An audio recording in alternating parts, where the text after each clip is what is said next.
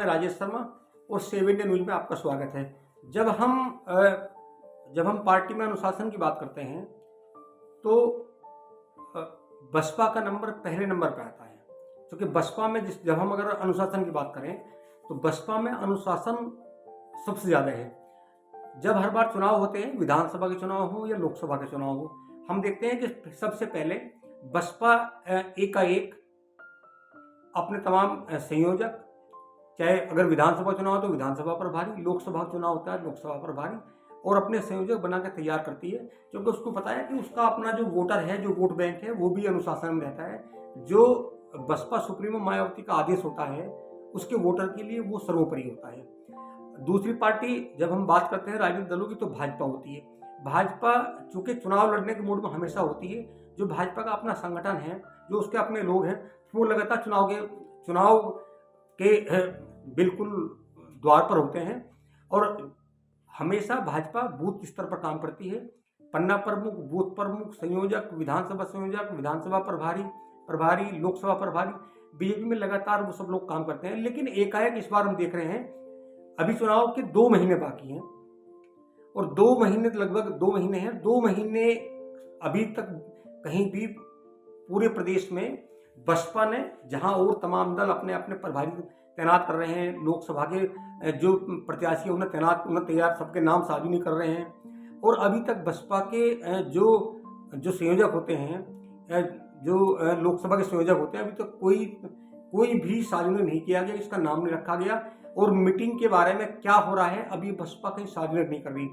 कहीं ना कहीं ये अंदेशा है कि या तो बसपा डाउन होने के लिए है या बसपा कोई ऐसा बड़ा गेम करने जा रही है जो लोकसभा चुनाव में तमाम दलों पर भारी पड़ सकता है। हालांकि जिस तरह लगातार उड़ी खबरें आती हैं कि जिस तरह अपने जन्मदिन पर बसपा सुप्रीमो ने घोषणा कर दी कि वो लोकसभा चुनाव अपने बलबूते इंडिपेंडेंट चुनाव लड़ेगी। बहुत सारे लोगों ने मान लिया कि बसपा अकेले चुनाव लड़ेगी, लेकिन बहुत सारे लोग ये भी कहते हैं कि जब हम 2014 की बात करें तो बसपा का वोट बैंक, वो बसपा, जब हम 2007 में बात करते हैं तो 2007 में जिस मैंडेट के साथ उत्तर प्रदेश बसपा आई थी और 2007 से 2012 तक बसपा का शासन देश के सबसे बड़े सूबे उत्तर प्रदेश में रहा। एकाएक जब 2014 का चुनाव होता है तो बसपा लोकसभा से गायब सी हो जाती है।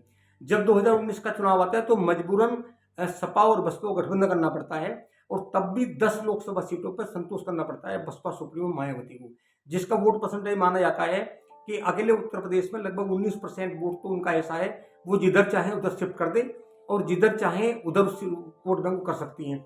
लेकिन 2019 में जो झटका लगा, 2014 में जो झटका लगा और 2012 के विधानसभा चुनाव में जो झटका लगा, उसने कहीं ना कहीं बसपा सुप्रीमो को हिलाया है।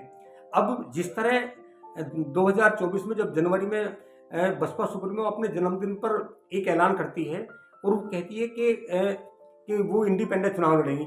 हालांकि इनके जन्मदिन से 10 दिन पहले बीजेपी द्वारा कुछ जांच एजेंसी छापेमार कार्रवाई करती है और जो राज्य के निर्माण निगम के उस समय एक चेयरमैन होते थे, एमडी होते थे छत्रपाल सिंह, जैसे छत्रपाल सिंह को घेरा जाता है और एक आरोप लगने लगते हैं कि 2007 से 12 के बीच में उत्तर प्रदेश सरकार में, बसपा सरकार में बहुत बड़े घोटाले हुए स्मारक के नाम पे। इस तरह की हवा चलती है गोदी मीडिया के द्वारा। कहीं ना कहीं ये माना जाता है कि कहीं ना कहीं इशारा मायावती को घेरने का है। हो सकता है कि इसी बहाने, छत्रपाल के बहाने भाजपा बसपा सुप्रीमो घेरने का काम करे। लेकिन छत्रपाल से जो एकदम लगातार कार्रवाई हुई, दबिश दी गई, वहां से क्या माल बरामद हुआ, अभी तक उन एजेंसियों ने सार्वजनिक नहीं किया कि सीपी सिंह जो छत्रपाल सिंह है उसके ठिकानों पर छापेमार क्यों कार्रवाई हुई और कार्रवाई करने के पीछे का क्या मोटिव था, और अगर छापेमार कार्रवाई हुई तो उसके पास से क्या बरामद हुआ। ये सब चुप रखा गया, गुप्त रखा गया।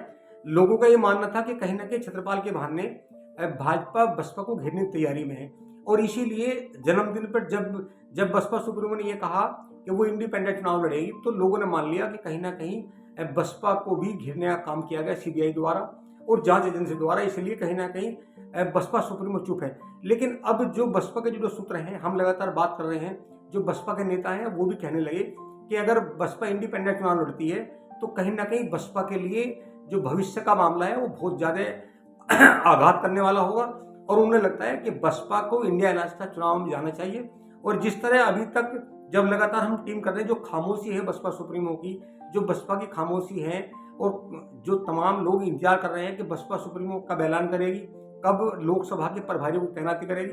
कहीं ना कहीं अगर मैं सूत्रों की मानूं तो ये ऐसा माना जा रहा है, बसपा के लोग, बसपा के ही वे लोग जो जो बसपा सुप्रीमो के बहुत करीबी हैं, वो कहीं ना कहीं प्रेशर बना रहे हैं कि इंडिया अलायंस के साथ में कहीं गठबंधन किया जाए। और हमें लगता है जिस तरह कांग्रेस भी चुप है और सपा लगातार लोकसभा के प्रत्याशियों की सूची जारी कर रही है, और जिन 63 सीटों को कांग्रेस ने खाली कराया गया है, दिया है सपा के हाथ में कि 63 सीट सपा और जो अलायंस के साथी होंगे उनको सीट मिलेगी। कहीं ना कहीं ये माना जा रहा है कि आचार संहिता के बाद बसपा सुप्रीमो कोई ऐसा निर्णय ले सकती है जिससे भाजपा और अन्य दलों की नींद उड़ जाए। ये माना जा रहा है कि कहीं ना कहीं आचार संहिता के बाद बसपा सुप्रीमो कांग्रेस के साथ गठबंधन कर सकती है। क्या होगा ये तो आने वाला समय बताएगा, लेकिन फिलहाल ये है कि फिलहाल जो बसपा का अपना कैडर वोट है उसका कहीं ना कहीं रुझान है, और ये लग भी रहा है बसपा सुप्रीमो की खामोशी को देख करके कुछ ना कुछ आचार संहिता होने से पहले बसपा सुप्रीमो कोई बड़ा खेल कर सकती है और कोई बड़ा ऐलान कर सकती है। तो क्या ऐलान करेगी बसपा सुप्रीमो, 7 न्यूज़ लगातार आपको बताएगा। आपसे रिक्वेस्ट है प्लीज एक बार चैनल को सब्सक्राइब करें और वीडियो को शेयर करें। नमस्कार।